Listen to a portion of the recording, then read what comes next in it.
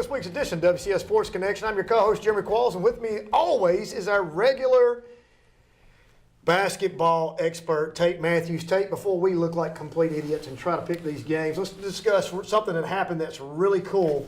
Matter of fact, I had a phone call earlier today about somebody that's been in the system a long time, brother. I'm talking 30 years, 25 plus years. And he said, I don't think it's ever happened at this high of a rate or this amount of people at this level. We're talking about the NFL Combine and how cool that really is. Emmanuel Hall, Centennial grad, Missouri grad, now looking to go high in the draft. Tyrell Dotson, his teammate in high school. To think about that's pretty cool. Somebody made a comment the other day, and I promise I'm not making light of this. He said we have 2 future NFL prospects, and we still couldn't beat Ravenwood. Hey, that's a heck of a compliment. That's a heck of a compliment. You know, and they had one who is going to be playing in the NFL one day too. Yeah, I was going to mention that. We have 2 on the tails of this, on these 2 guys as well. You look at Corey Fantoni. Now, I don't know enough about the Combine as far as where the kickers fall, if they do, but he will get picked up by an NFL pro team. He will be playing on Sundays. And you're mentioning the one and the only Van Jefferson down at Florida. You can book it come Combine time next year. He'll be in it. So what do we know up until this point about Emmanuel Hall? Well, as we knew, from watching him up close and personal, especially I can still remember watching your Twitter feed, and you had a video of it. I mean, he's an unbelievable athlete, explosive athlete. Runner-up as a freshman in high jump. Had he dedicated himself to being a track and field athlete, right, he could have very easily gone to college and done that. But he's a heck of an athlete. Very explosive athlete. Do you remember what the height was that he won the state championship on his senior year? 6'11", 6'10", 6'10", yeah.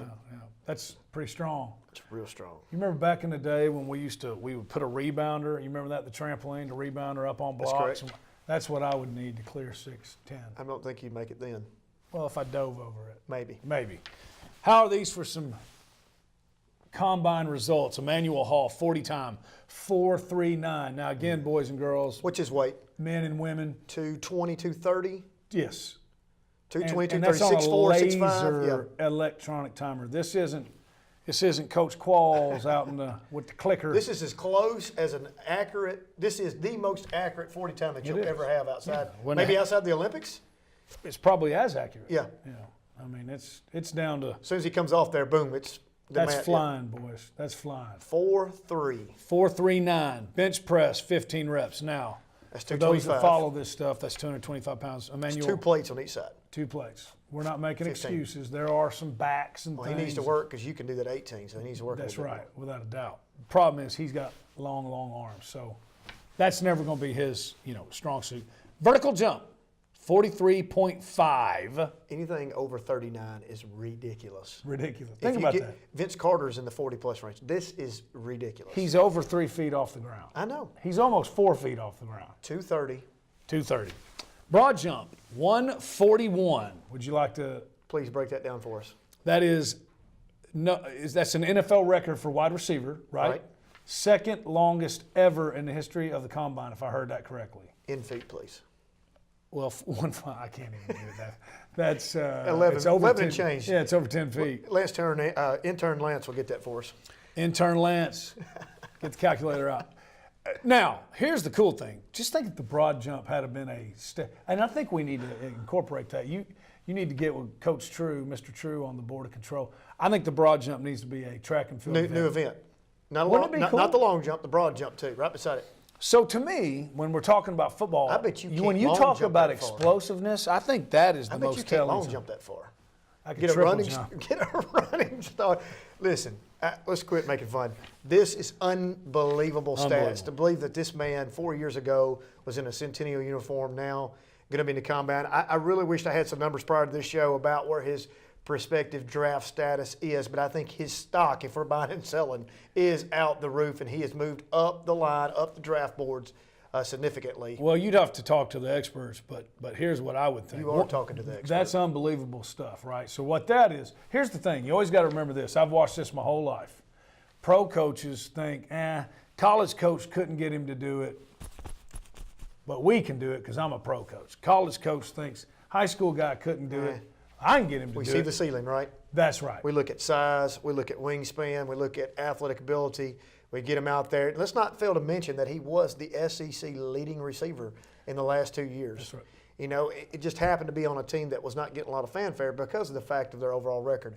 But you don't have to think that Mr. Gordon at the Titans right now is not looking at this. Yeah, well, that's what I was going to say is you look at those numbers and then multiple 100-yard receiving games in the SEC, you're not going to have to worry about that. He's going to be in the first 2 days. So you go through and you start. I would love to hear John Robinson's perspective on this and say, this is what we're looking for. This is the wide receiver position is 5th on our priority board right now, but here are our, and you can rest assured they've got 1 through 100 on that board. They got it down to a science. I would love to see where he plays out in that on everybody's wide receiver board. And then you move over to his teammate, Tyrell Dodson. Just remember, Tyrell came out of Centennial High School with some limited offers. University of Tennessee not being one of those. Correct. Well, they didn't offer Emmanuel either. I mean, that's right. You think about 2 of these guys. We're gonna step foot on this field and watch these guys and think, we're gonna move on down the road and get somebody else. Now he leads. You know, he leaves A&M as one of their defensive leaders in the inside linebacker position. I mean, this guy's a workhorse. You talking about a consummate teammate. You know, his work ethic, everything, just perfect is what these guys are looking for. I'm sure when they interviewed both these young men, they're like, wow. Is it a testament to the WCS Sports Conference? I would love to say so, but it's a testament to who raised them, the work ethic that was instilled in them in the high school levels and obviously in the collegiate side too. But what do we know about Tyrell Dodson? Well, everything you just said, and then so let's just put this in perspective. Anybody who watches college football, he's playing at a very high level. Texas A&M, one of the top linebackers in the SEC, if not the top linebacker in the SEC last year. But we just talked about how explosive of an athlete Emmanuel Hall is. He ran a 4.39 40. We're saying he's going to be drafted in the top half of wide receivers of this draft, correct? He ran a 4.39 40. Tyrell ran a 4.6. That's all you need to know, man. Well, here's the funny thing. I asked Tyrell, I said, what are you hearing, man? What are you thinking? Because, you know, he's got his agent involved and got all these things going on. He's like, I don't even care. Drafted is drafted. Well, my guess is. I mean, think about that. Yeah, drafted. my guess Most people are like, oh, man, I want to go top 10. I want to go this. He's like, nah, drafted is He drafted. will be the same kind of pro as he was in college. When he went to Texas A&M, he said, hey, you know, you knew I was coming here, very blessed and very humbled and very honored to be given the opportunity to come play here. And he also said, once I get there, I'm going to prove everybody else wrong. And I think he did that. If he doesn't go as high as he wants to, that's what he'll do in the NFL. The guy's just a football player. It reminds me of a lot of Dante Hightower. Almost same build, same size, same motor, same thing, same skill set. You know, if he happens to be and fall in that kind of role, think about the career he's going to have. You know, Wow. I mean, there's a lot of similarities. I happen to see that young man at the same age, and you going through, and it seems like Tyrell had to prove himself every step of the way. This will be the same case. He'll get on with the team, and it'll be the best diamond in the rough they've ever drafted for them on the defensive side of the ball, particularly in that inside linebacker. I cannot wait to see how this all unfolds. Depending on what he weighs, we got to think he's got to be around 250, right? Yes. He broad jumped 118. That's pretty good. That's a big man flying 118 inches. Man, I can't wait to see how this unfolds. It would be nothing better than this thing. Where's the draft in Nashville, and Tyrell Dodson be drafted by the Titans? That would be my assistant AD. My assistant AD would be extremely happy for that. He loves some Tyrell Dodson. He's the only person wearing Texas A&M gear in Centerville, and they're all like, what is that, and where is that school located? Anyway, here we go, basketball. Let's get to our basketball and make sure that we talk about these teams and give them some information. Hopefully we won't make anybody mad on this, on our predictions, because we look like idiots every week, so it should be normal for the two people such as Tate Mathews and Jeremy Qualls on this. If we go back and look at some of our predictions on the girls' side, it was obvious we were off, but Ravenwood Lady Raptors finished the season 18-12. They played at Lebanon, who was 25-10 on the season. Coach Corey Barrett, 45-33 a loss, shot 20% from the floor. It's a bad night to play bad. Yeah, bad night to play bad. And then coupled on top of that, Alyssa Mulaski for Lebanon, she scored 23 points. She hit 7 threes. I think she only attempted 8 or 9, hit 7 threes. She was on fire. Lebanon's a good basketball team. Obviously, they're still playing this time. So, not a night when someone's going to be on fire like that. Not the right night to be off on your end too. You knew it was going to have to be. They were going to have to do almost everything right anyways, and then to struggle the way they did from the floor, that was tough. But then, that's what's amazing about this team. Harmon still ended up with 17. Lexi Erickson had 11, and they were off that night. So, I know you've talked a lot about it, and you look at last year, but I think the job that Coach Harris and her staff and her ladies did this year is unbelievable, man. Maybe, and not just saying this because it's this show, maybe the best job of anybody around. The fact that they were in that game and had a chance to go back. One senior, Taya Lee, who's going to Rhodes. I just think, man, easy for us to say, but I think she literally got everything out of this team she could, and there's no shame in that. People look at the record, 18-12. Well, that's just subpar if you think about this level of basketball. But she had a lot of injuries early. And here's the thing that hurts the most. 45 points is what won this game. They looking, first one to 40 is definitely a mantra for this team. Yes. They're looking to keep it between 45 to 35 points, and they shot 20% from the floor. If they could have, if and buts, you start going back and you replaying the scenario. This is the type game they wanted. It's low scoring. Keep that thing in the 40s and have a chance to win. They just didn't have enough firepower that night. But you mentioned Taya Lee. She's the only senior on this team. Jazz Harmon, Lexi Erickson, Savannah Dews, the big 6'2" center, will be coming back. She's going to do nothing but get better. Mary Prescott, Rachel Hillman. This whole core of the team, everybody's coming back. Lexi Erickson, a great point guard for the Lady Raptors. You talking about a hard-nosed young lady, man. She's facing fire every single night, double teams, having to split, break presses, get the ball where it's needed, and make shots all at the same time. The other night in the region championship game against Dixon County, Jazz fouls out with 2 minutes to go, and she had to score the last 6 points on getting to the ball, getting to the hole and getting fouled and getting to the line. But the all-region tournament team last week, I don't think we failed to mention that last. So Jazz Harmon, Lexi Erickson, Faith and Lily Wilkin, Chloe Wampler, who had a great shooting game for the Lady Bruins, 2 games, and Amelia Osgood of Brentwood rounded out the six AAA, region team. Of course, you had your Dixon people in there, and you had a couple others from Metro, but that was the WCS Sports Conference. Back-to-back sectional appearances. You can't say enough. I agree with what you said, what the job that the Lady Raptors have done. Unfortunately, the season ends for girls basketball in WCS Sports Conference. Yep, but great run, and think about all the highlights we had all year long, and then here they are. They were the last one standing, and you talk about it, the 3 seasons, but Coach Harris has been, she was a young head coach when she took her first job here at Independence, and then she was still relatively young when she came back to Ravenwood. But I think, you mentioned the record, never panicked, wanted to be playing the best basketball they could by the end of the season, and I think they did that, and I think it was by design. Well, if you look back at the region championship game, it was a game they could have won. I don't want to say should have. They could have won easily. Had some things I think I would disagree with as far as the officiating went, but we won't go into that. We will. I just asked for game scenarios, Tate. Know your game scenarios when you go to. Yeah, when you go into this, know game scenarios. That's right. The place was. Know your environment. The place was absolutely packed. No seats available anywhere. Now, should I change my game as far as an official goes and what I call? Absolutely not. That's not what I'm saying. Should I change my philosophy as far as my interaction with the coaches in an environment like that? Absolutely. Should I change my philosophy as far as interactions with the players in that environment?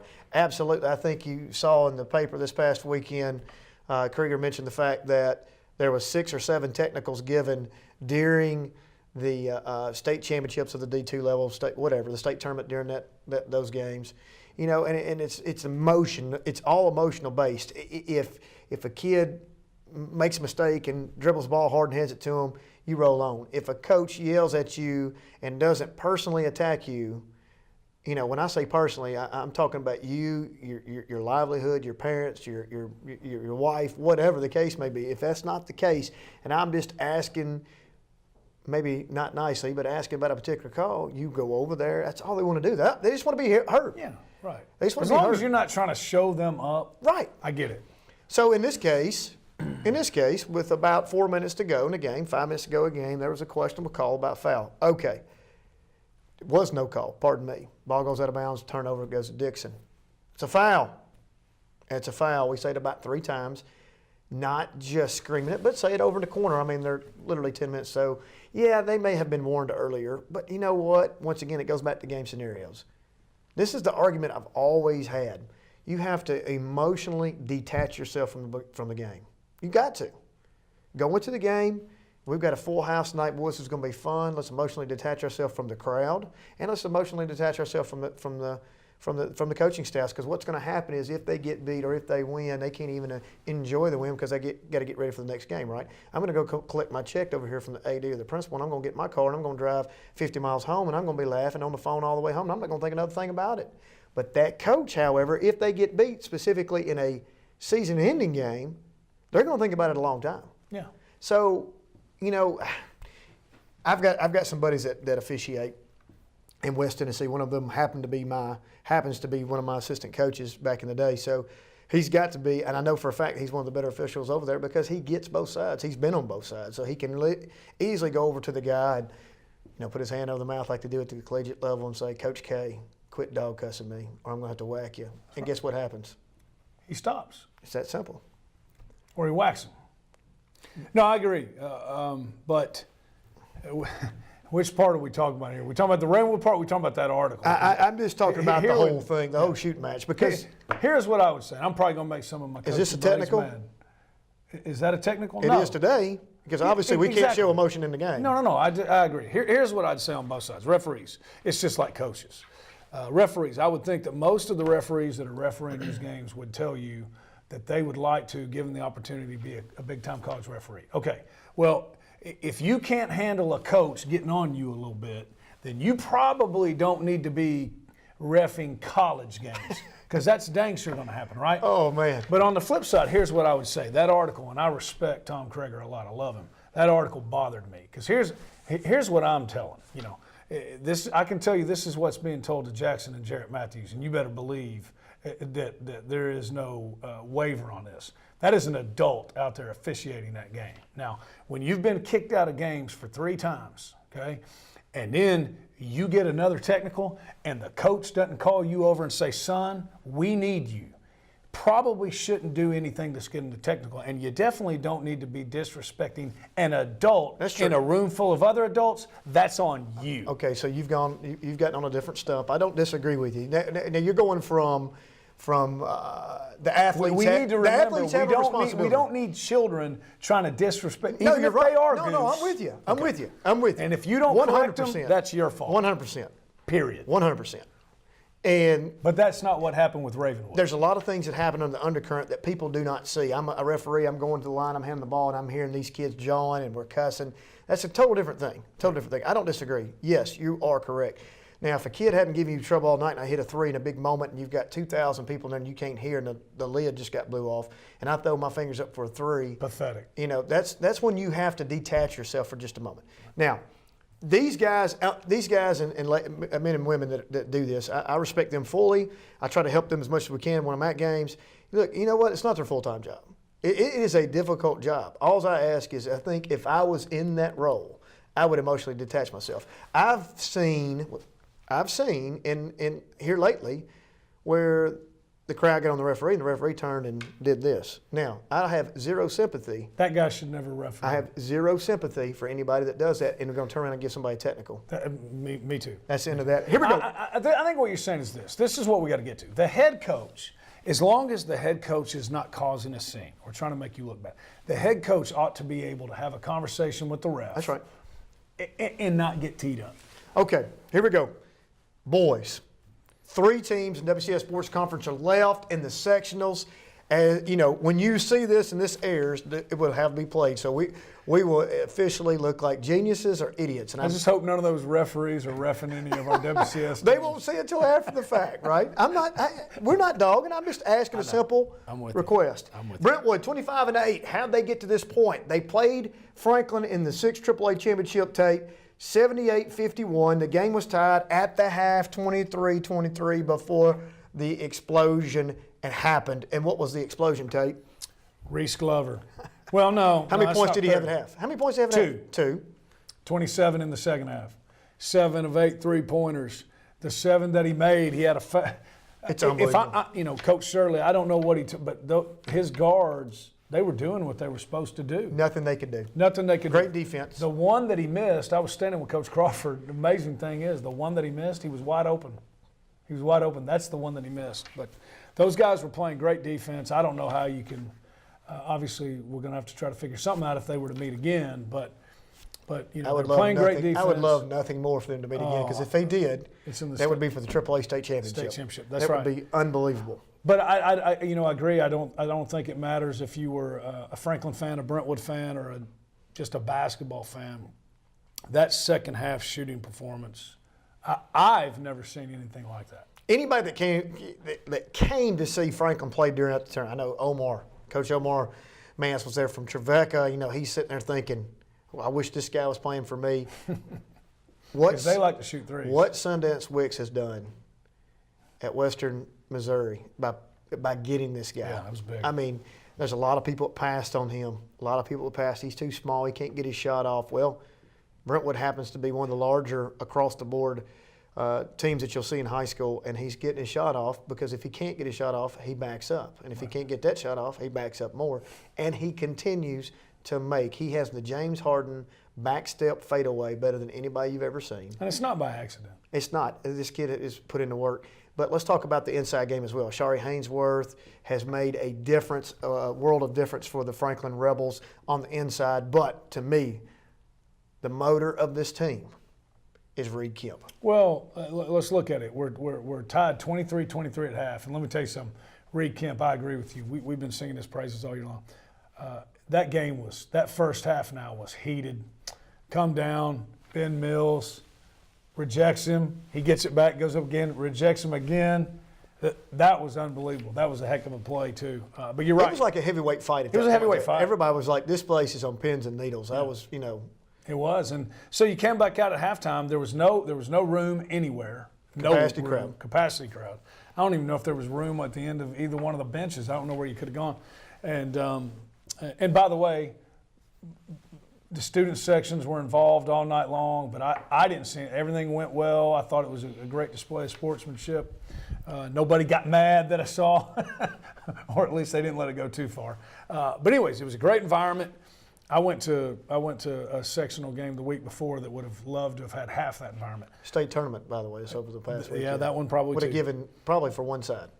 No question. Anyway. So they come back out, and you're right, Reed Kemp, he's a player. He's the key, I think, because obviously with Glover making like he did, Ashari even hit 2. But I tell you another guy that I don't think we talk enough about, and that's Jordan Bruce. Uh-huh. He had 9 points. The only reason he doesn't have more. I don't want to talk about him because I don't want to jinx him, man. From the same board, this kid had an unbelievable tournament. He was named to the All-Region tournament team. This guy, man, you talking about clutch, breaking backs. I mean, because you've done your job on Reese. Maybe he misses a couple shots, and you've gone a couple stretch. You've gone 7 to 10 possessions without him scoring. Reed's kind of quieting down, if you will. The big guys are not doing much, and then all of a sudden, Jordan Bruce, right on cue, breaks the back. Well, and it makes you be so honest, right? I mean, if you know you cannot leave him there, that changes how you play defense. Harry Lackey, all 6 AAA tournament team. Harry's done a great job for this team. You've got Preston Moore. You've got Winley. You've got Cole Massey, who also made the all-tournament team. Cole Massey, 6'4", probably 6'5", out there, can stroke it. Here's the deal. Here's the scenario. They're going to play Station Camp, who's 25-8. They were 10-4 and 9 AAA. Here's how Station Camp got there. Station Camp beat Beach in the opening round of the district tournament 60-48. They beat Lebanon in the district semis 42-36. They lost to Mount Juliet in the championship game 44-36. So they came into the region as a number 2 seed. They opened up with Clarksville, whom they beat 57-39. They beat many to a lot of people's chagrin and unbelief of the fact that Northeast got beat in this game because everybody had penciled in Northeast in I was one of them. Championship game. They beat them 46-43, and then they lost to Gallatin in the championship in a barn burner, 39-37. So now they're going to, on the road, they're going to be going to They're hosting. They beat Gallatin. Pardon me, I said that wrong. They beat Gallatin. They'll be hosting. Station Camp will be hosting Brentwood. Like I said, at the time this airs, this game will be over. What do we expect? Well, real quick, back to that game, the Franklin game. Winley was 10 points, Lackey was 13 points, Massey was 11 points, and Mills was 8 points. You feel pretty good about that if you don't know what happened. So that offensive explosion that happened in the second half, they played really well. I think here's the deal. I think Brentwood and Franklin are two of the best teams, maybe the two best teams in the mid-state. I think Station Camp's a little bit weird place to play. It's a small gym. You tell them every week, but you really should. You better get there early. I know it's going to have happened. This is our fourth trip over there. Fourth trip over there. It's kind of a different place, isn't it? Right. I think Brentwood goes up there and takes care of business. I know Station Camp hasn't played the schedule that they've had. Coach Massey does a great job. He's been there. That's the deal. I agree. I think it goes back they're battle tested, man. I think it goes back to strength of schedule. I really do. You look at 9 AAA, they've got some really good teams. Obviously, Mount Juliet, one of those teams. Mount Juliet beat them in the regular season 17-20. If you go by the 7 degrees of Kevin Bacon, we look at this. McGavick, they beat McGavick 73-65. That gives me a little bit of an eye-opener. That is a good quality win for them. You go back and you look at the McGavick-Franklin game. Franklin beat McGavick by 30. But McGavick's a really good team. They were on top of that Metro 10 AAA squad, all year long, and top of that district, if you will. They can score some points. You look earlier in the year, they also beat East Hickman 106-37, but I think a lot of people could do that. So it's hard to decipher between that. I agree with you 100%. Brentwood controls tempo. Brentwood controls the defense, if you will. Their length will make them bothersome at Station Camp. They're going to keep this game in the 50, 55, 60 range, which scares me a little bit because I think that's what Station Camp wants as well. I think this game is not a blowout. I think it absolutely comes down to you better take your blood pressure tablet. This is going to be a close one, but I do think Brentwood takes care of business. I do too, and I want to say this too. I think you mentioned at the game tonight, Harry Lackey's he's always been really good. I think he's stepped up his game the last month, even more, even in a leadership role, maybe, or I don't know what to say, but I thought he played really well the other night against Franklin. Again, he has. He's had to step up. There's nothing that you could do about that. All right, he's got to continue that tonight. Here's the thing that separates him from the 40%, 50% range to the 10%. This is what he's got to work on in the offseason. And I would encourage him. I'm not his coach. I don't know anything about basketball, but if I was him, I would probably take the summer off from a circuit. And I would really get on a gun, and I would wear the springs out on the gun and shoot that ball. Right now, the MO on him is what? Back up and let him shoot it. He needs to make those shots. He needs to be confident in those shots. Right now, the mid-range jumper, the 12 to 14-footer, he knocks down all day. Right. He can go to the hole. He's a great rebounder. He's a really, really, really good player. If he adds that last piece to the puzzle, that guy will get some serious looks because of his size, but he's going to have to get that knocked down. Let me ask you this. Franklin went 10 for 14 in the third quarter, and 10 for 16 in the third quarter, 10 for 14 in the fourth quarter, 12 for 14 from threes in the second half. Station Camp going to do that? You know how many points they had in the fourth quarter by itself? 30-something? 30. Yeah. Station Camp going to do that? No. I think Brentwood wins. Franklin, 23-6. You can book this. At the time that we did this show, we kept it at 1,000 online tickets. Okay? Now, that place seats, obviously, over 2,000 people. 2,000 change, maybe 2,100, something like that. Anyway, regardless, we capped it at 1,000 tickets, Tate. At the time that we aired, right now, we're less than 200 away from selling out online tickets. Wow. They're going to open the gates at 5:45. It's a MyTV 30 game. I did not know that. Yes, sir. The Franklin Media Department's putting it on YouTube. I mean, this thing is going to be special. It's going to be special. It's going to be a great environment. And I tell you, last year's sectional game where they hosted Mount Juliet, I don't know how it could be any better than that. I know. But I'm excited to see. I think it could be, yeah. It's going to be special, man. It's going to be fun. And there's going to be a lot of maroon in that building. Just a little bit. A little bit. So the Rebels have won 16 of the last 17 games. You go back to 1989, Tate, the last time the Rebels went to the state tournament. You know who they lost to at the end of the regular season? You know what their last loss was? Brentwood. Dixon County. Dixon County. You know what the last loss? I should have seen that coming. Dixon County. Yep. So they go through, they get regular season champions, District 11 AAA champions, region champions, now in the sub-state, the sectionals need to be sectional champions. This is the Sweet 16, if you will. get into the top Elite 8 of the state tournament. They have to win this game. Do you buy or sell good losses, bad losses, or timing of losses? Oh, they need to lose one before the tournament. Do you buy or sell that? I do. I know Coach Joynes said, hey, he didn't. He said, we want to win them all, but and he wasn't worried after he lost it, So I think so, but. You think there is such a thing as a good loss? Yeah. So you think in the regional championship, if they had lost that game, that would have woken them up? It could have. I'm talking about that one. I don't think they needed to not lose one in all of 2019. Well, there's no losing from this point forward. Yeah. But I think they're ready to go. They got some leaders, and I think it's going to be fun. I don't, we talk about matchups all the time. This Gallatin, if you look at what they've done, they lost to Station Camp 37-39. Before that, to get there, they beat Mount Juliet 35-34. The last time they had played Mount Juliet in the District AAA, non-AAA semifinals, they got beat 48-70. It doesn't take a rocket scientist to know what they did in that Mount Juliet game. That's my guess of what they try to do to Franklin. What I want to know, I want you to put your WNSL coaching cap on, or your Lexington High coaching cap on. Here's the truth. If your coach joins, I think we all agree. We all know what's fixing to happen. Okay. We know what's fixing to happen. So what do you do if you're Franklin? Well, it's easy. They already do it. They don't even have to do anything differently. But I'm just glad that we're officially talking about the Gallatin Green Wave team. Is what I'm so happy about. Because if people are still watching this show by this point in time, they're waiting on pins and needles for this matchup capsule to come across from the two experts. I just want to know, is Camp Widgie Wadgen, is he coming down? I hope he does. Is he going to eat at Judge Bean? I hope he sees Come this. over and see us. Because if he doesn't get there at 5:45, he's going to sit in the Oxyum and watch it via satellite.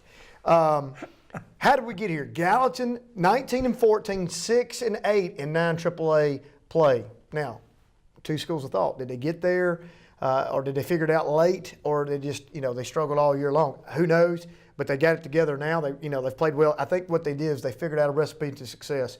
First one to 40, or matter of fact, let's not even get there and try to keep it under. They beat Hendersonville in the opening round of non-AAA, 61-58. They lost to Mount Juliet, as you mentioned earlier, 70-48. They beat Lebanon in the consolation game in the tournament, district tournament, 55-49. Beat Springfield 56-31 in the opening of region play. Played Mount Juliet again. This is the shot heard around the state that night. Gallatin has the ball literally, down 2, and a kid hits a 3, 35-34 to put the number 1 team in the mid-state in the polls out of competition for the remainder of the season. They beat Mount Juliet 35-34. Lost to Station Camp in the region championship 39-37. And here they are, coming into the Rebellion. And you asked the question, what do we have, what do they have to do? Well, the 1-3-1 obviously is designed for you to speed up and to take quick shots so they can get this thing running. If you notice what happened against the other night, they kind of set back a little bit on the Brentwood game. I don't know if apprehensive is the word. Everybody's a little tight first half. We're letting the passes happen. We're letting the guys in the creases right there around the middle of the lane area, short corners. But second half, they came out, they extended it, they started trapping a little bit, making them speed the game up. That's what they have to do. It's pretty simple. Yeah. They're going to get out there in that four corners. They're going to hold the ball. The biggest possession of the game will be the first 3. If the Rebels can come out and get off to a 6-2, 8-2 start, this thing is over. Over. Period. So if I'm hearing you right, Franklin can dictate the pace of the game by their defense. That's what you're saying. That's correct. Because they're going to shoot quick, fast threes like they always have, or get the ball inside on the drive. But they're going to want to speed Gallatin up. Gallatin's going to let the ball bounce, roll, pick it up, walk out of bounds, throw it in, walk it up. We're looking at 2-minute possessions, keep it to 4 possessions a quarter. We've got to have 10, 12 possessions a quarter to keep this thing where they want to go. I just think that's what they're going to have to do. And it's going to take a quarter to figure it out. It's going to be real low in score, I think, first quarter, unless they come out on fire. And if Reese Glover hits his first 3, let's make the prediction. Reese Glover hits his first shot, it's over with. As he misses his first shot, it'll be over after the second quarter. So either way you look at it, it's not looking good. I don't want to jinx them right now. I just think that they're a better team. I think this is as good a draw for them to get to the state tournament as they could possibly ask for. Yeah, I do too, and I think it's going to be fun. Now, one side note, Coach Luna, who's the head coach of Gallatin, been there forever. Coach Joins refers to him affectionately as the general. They know each other really well. Now, different players and all that, but their beach days, Coach Joins' beach days, his Gallatin days, they played each other a lot. They know each other. I'd be interested to know if Coach Joins has been on the phone with Coach Allen over the weekend. I'm sure he did, but I'm with you, man. Two things. They get down early. This thing, I know that we could have our boat captain hat on pretty early. I know that Beach had Reese Chamberlain at one side. A lot of water's been on the bridge since those days. This is not 9 AAA. Number 3 is a difference maker. Difference maker. And then you've got all the other pieces around him, Yeah. and it's going to be great. Reese Glover was named the MVP of the Region 6 AAA tournament. Harry Lackey from Brentwood, Keaton and Destin Wade from Summit. Sure thing for those two kids, freshmen by the way. Reed Kemp, Jordan Bruce of Franklin, and Cole Massey of Brentwood was the WCS Sports Conference representation in the all-region tournament. Excuse me. Last and not least, Nolensville, 21-10. They won the Region 6 AA championship back-to-back. Tate. That's huge. They're kind of going unnoticed, under the radar. I'm sure they're looking at us saying, thanks, guys, for giving us a little notoriety. But Coach Wes Lambert out there on the east end of WCS Sports Conference is rolling right along. Getting it done in 3 years, back-to-back champions, and 12 AA. They were saying it all year long, right? I think they are exactly what you're talking about what we were talking about with Brentwood. They're more battle-tested than these other guys. Now, they got a tall test tonight. But, hey, Man. big win. Bladorn, 12. Zach Campbell, 11. Nathan Faust, 8. Reese Gruber, 7. And Jaden Watkins, 7. That's pretty balanced. Love that. Here's the biggest thing I thought. Central Magnet, they thought they were going to come. We talked about it. I did my Workman impersonation. They thought they were going to out-physical Nolensville. Right. Steph Laird had 28 points for Central Magnet against Fairview. You know how many he had against Nolo? 4. Because I'm telling you, you weren't coming down there and out-physical in the Knights. We weren't going to have that. We might get beat, but it wasn't going to be that way. They got after their tail. That's a big win. They got a tough task tonight, but I think Nolensville's a tough team. It hit Popcorn City about 3 minutes into the third quarter, what I like to call now in basketball. Football, season is Popcorn City. Basketball, it's Clown Central, because that's when everything goes right for the team. We're throwing behind the backs and off the knees, and everything's working, and people getting dunks. You're getting clowned on. And it hit Clown Central pretty quick for the Nolo Knights, man. It was great. MVP of the 6 AA tournament was obviously Nate Bladorn. Zach Campbell also got in, Nathan Faust as well. Those guys played really well.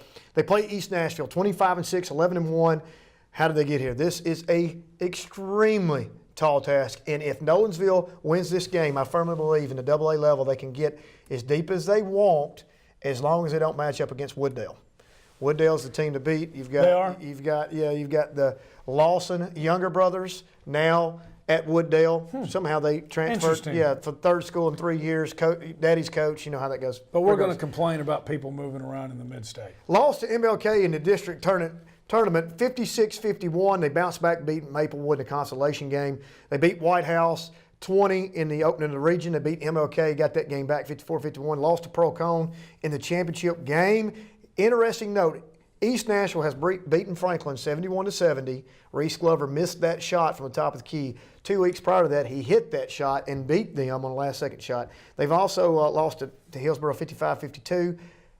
Beat Mount Juliet 69-67. They have some unbelievable resume coming into this game. Nolensville's got to play perfect. Everything's got to go right. They need a big crowd out there. I think there'll be a big crowd.